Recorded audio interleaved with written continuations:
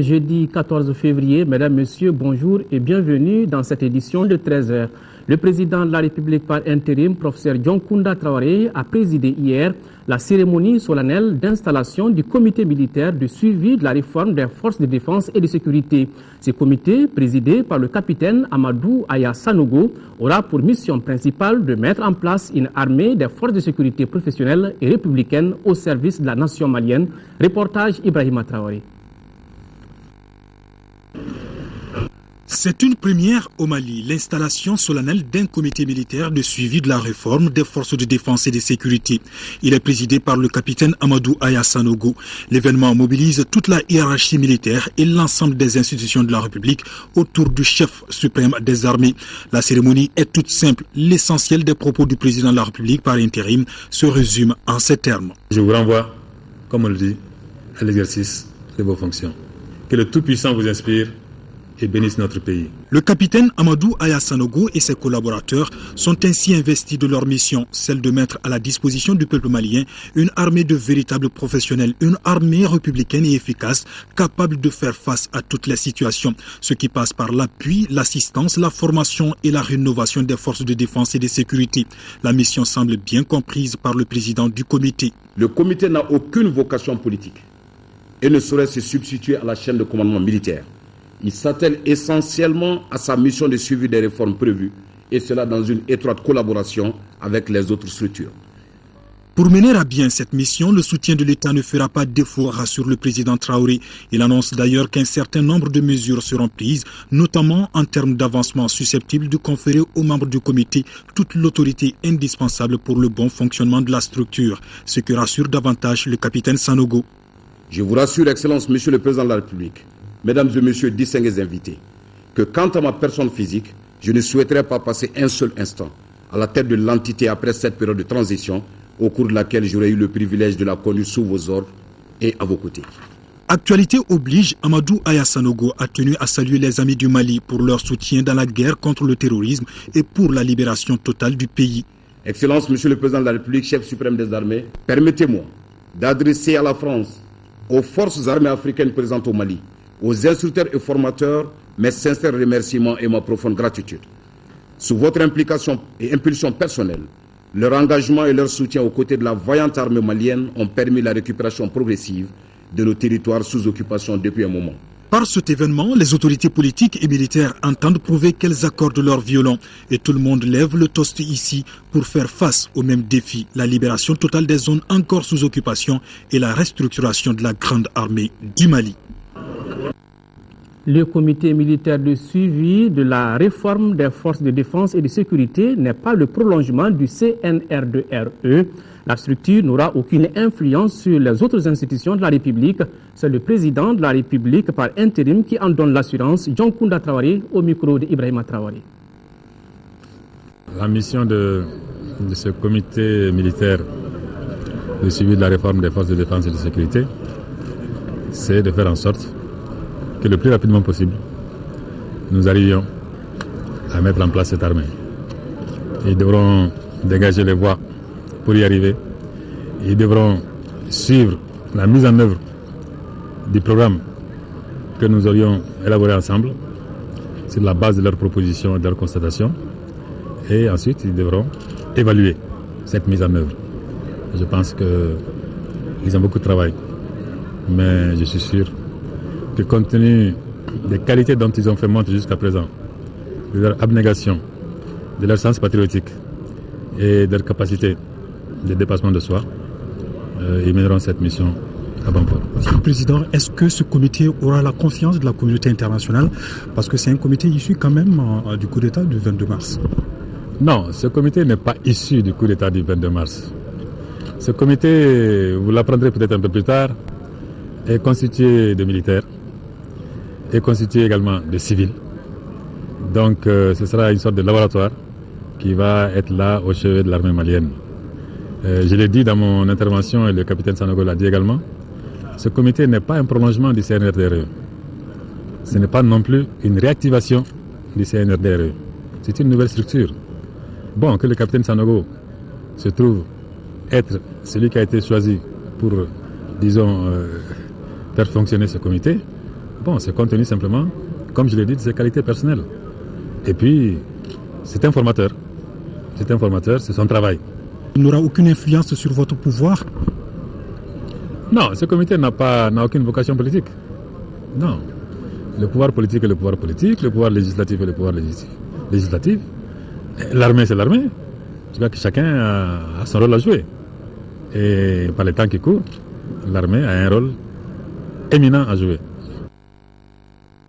C'est une bonne nouvelle pour notre pays. L'Union européenne reprend sa coopération au développement avec le Mali.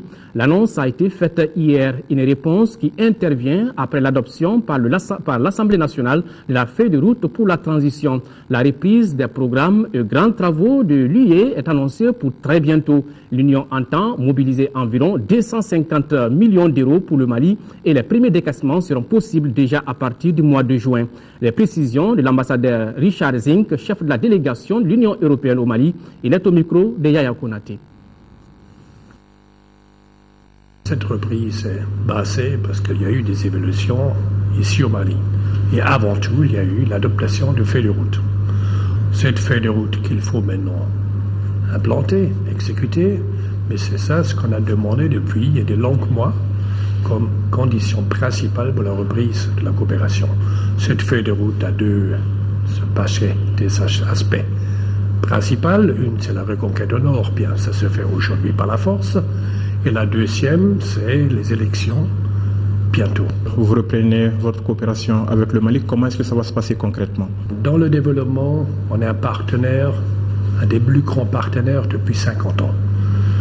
On avait arrêté les programmes importants, notamment dans l'appui budgétaire. On avait arrêté également des travaux sur des projets importants, dans l'irrigation, dans des projets de routes.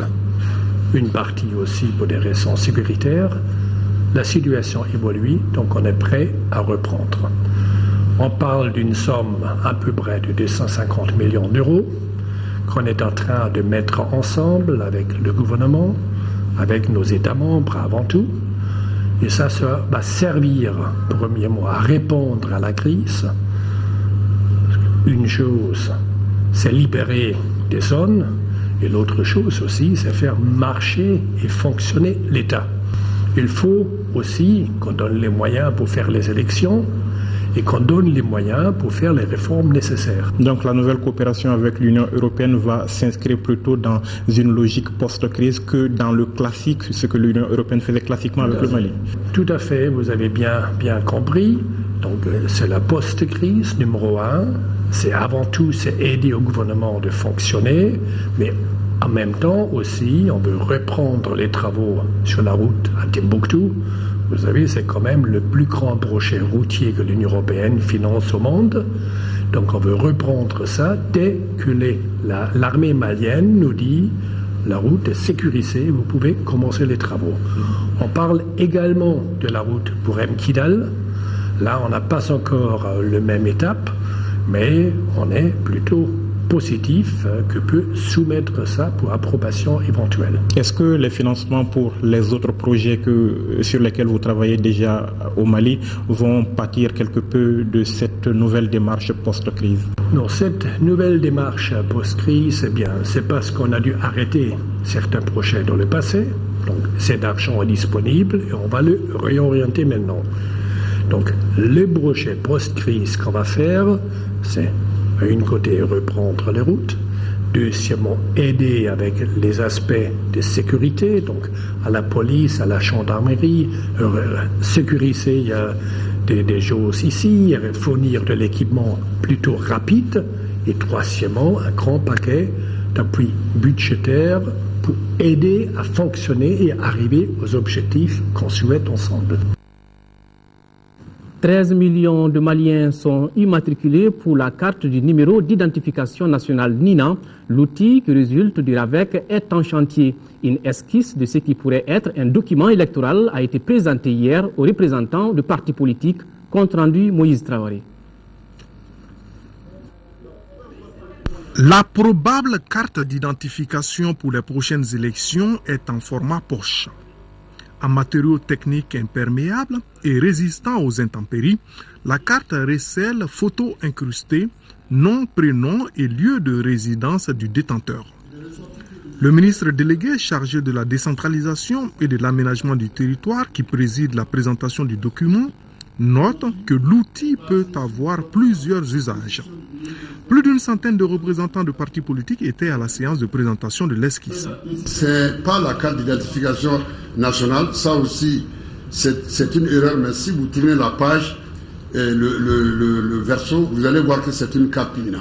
Donc il convient de se mettre d'accord que ce qui va être produit, c'est la carte NINA qui va être produite. Parce que le numéro d'identification nationale est un élément de sécurisation de la personne. Et il est accompagné des données alphanumériques et des données biométriques. La carte du numéro d'identification nationale NINA est une résultante du RAVEC. Dans la base de données, j'ai signalé 13 688 personnes. Mais j'ai dit que ceux qui sont en âge de voter, c'est-à-dire ceux qui ont 18 ans et plus, ça fait 6 800 000 personnes qui ont des photos. Ça, j'ai donné ces chiffres-là. Bon, nous avons commencé le recensement des Ivoiriens et ils estiment qu'ils sont plus de 2 millions en Côte d'Ivoire.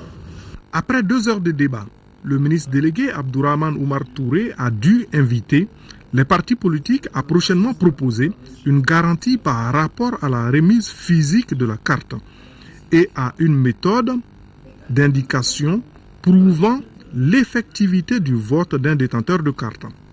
La confection de la carte sera confiée à un opérateur après appel d'offres si le temps le permet. Hier 13 février, célébration de la Journée mondiale de la radio, une journée décrétée par l'UNESCO en octobre 2011 pour sensibiliser le public et encourager les décideurs à faciliter l'accès à l'information radiophonique. À l'occasion de la célébration de cette journée, notre rédaction s'est intéressée au rôle et à la place qu'occupe la radio dans le paysage médiatique convoité et très évolutif. Suivant ce reportage de Adama Kodjo. Nombreuses décennies, la radio occupe une place si importante dans le quotidien de l'homme qu'il est difficile de s'imaginer que celui-ci puisse passer une seule journée sans elle. Dans la sensibilisation et l'information des populations, ces moyens de communication de masse jouent un rôle particulièrement important. Toutefois, une question s'impose de nos jours. Que représente à présent la radio dans un monde dont le paysage médiatique est très évolutif? Pour informer, c'est les radios. Pour apprendre, c'est les radios. Pour faire la communication, c'est radio qui fait les publicités. Donc, dans le marketing, s'il n'y a pas les radios dedans, on ne peut pas faire la marketing. Hein. Vu que mon téléphone n'a pas de radio, j'ai pas de radio à la maison non plus, donc je n'écoute pas la radio. J'ai que la télé, donc je m'informe avec ce que j'ai. C'est en 1988 que le Mali a connu sa première radio libre. Il s'agit de la radio rurale de Caille. Avec la libéralisation de la presse en 1991, notre pays compte aujourd'hui plus de 270 radios privées. À côté des autres moyens de communication, la radio a su garder une large audience à cause de son accessibilité. La radio, c'est les médias de l'oralité. Donc, elle a appelé à jouer un rôle irremplaçable. Quand on sait que nous sommes dans un pays où les populations sont en majorité analphabètes, on peut facilement se procurer un poste radio.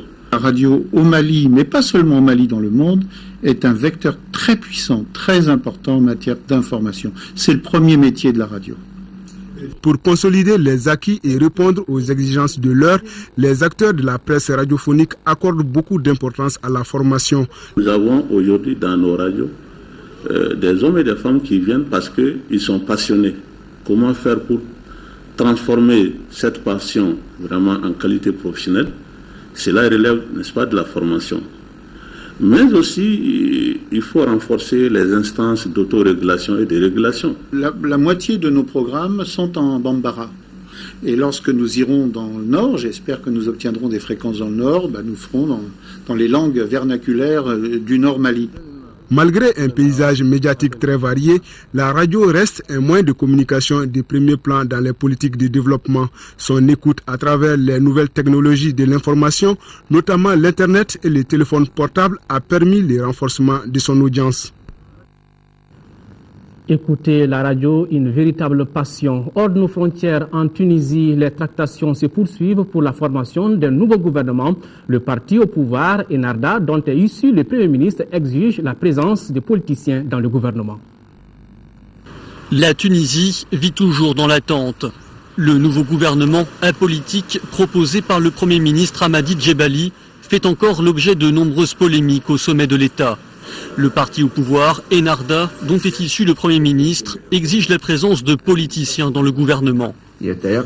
Je ne pense pas que le Premier ministre pourra faire aboutir son projet s'il ne réalise pas que la plupart des partis refusent un gouvernement de technocrates. Les partis insistent pour un gouvernement politique car c'est la seule solution démocratique. Opposé à ce remaniement, Ennahda, qui ne dispose que d'une courte majorité à l'Assemblée, est contraint au compromis face au ralliement de plus en plus nombreux au projet. Dernier soutien en date, celui du président de l'Assemblée constituante. Après concertation de nos partenaires politiques, nous soutenons l'initiative du Premier ministre, Hamadi Djebali. Le projet peut aussi compter sur l'appui des syndicats tunisiens. En attendant, les consultations se multiplient pour trouver des candidats dans un pays qui réclame une fois de plus le changement. J'espère que le parti Ennahda va être plus prudent et sensible et qu'il va écouter ce qu'on dit. La proposition du Premier ministre est une bonne idée. Notre pays a besoin d'une deuxième transition. 2 ans après la révolution de Jasmin, le pays traverse une profonde crise politique après l'assassinat du leader de l'opposition de gauche, Chokri Belaïd.